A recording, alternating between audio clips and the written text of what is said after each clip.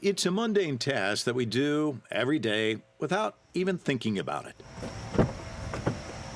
We jump in the car and make the commute to work.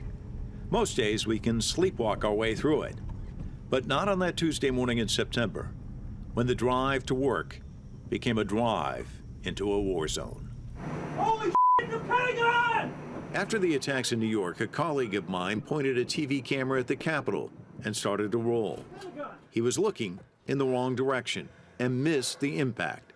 But I saw it all, witnessing the attack from my car.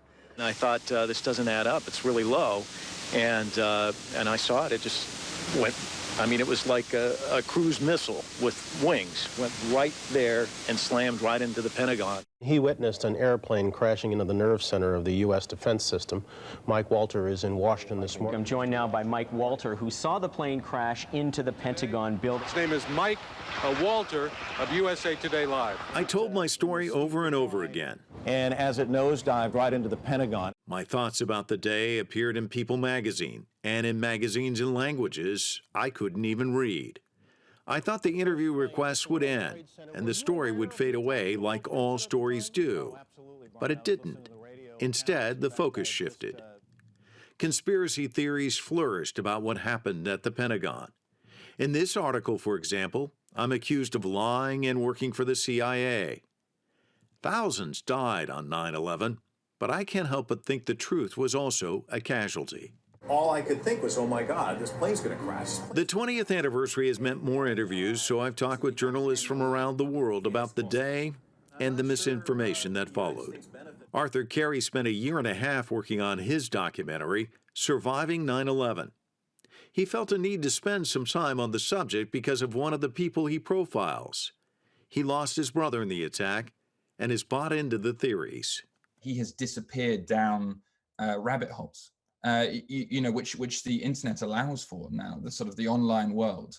And he, in his grief, I think, has persuaded himself that the truth is not out there, that it was a conspiracy, a plot. And here was you, a witness to the plane going into the Pentagon, talking about how you get contacted by people who challenge what you saw that day. And I mean, it's sort of so ludicrous.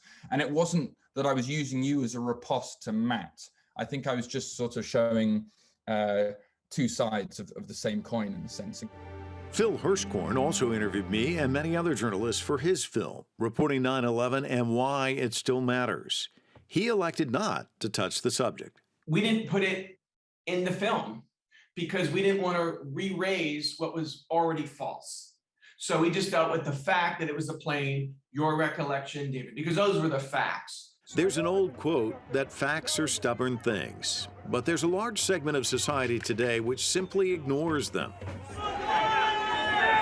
To that end, nearly 20 years after 9/11, there was a different kind of attack this past January in Washington, the assault on the U.S. Capitol, fueled by falsehoods.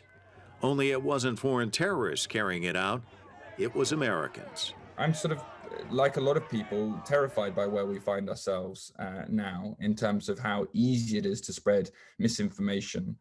In my mind, how maliciously people do that for their own gains, and how that makes it difficult for people to discern in today's day and age between the truth and falsehood. I think all we can do as sort of journalists and filmmakers with integrity is to hold ourselves up to the highest standards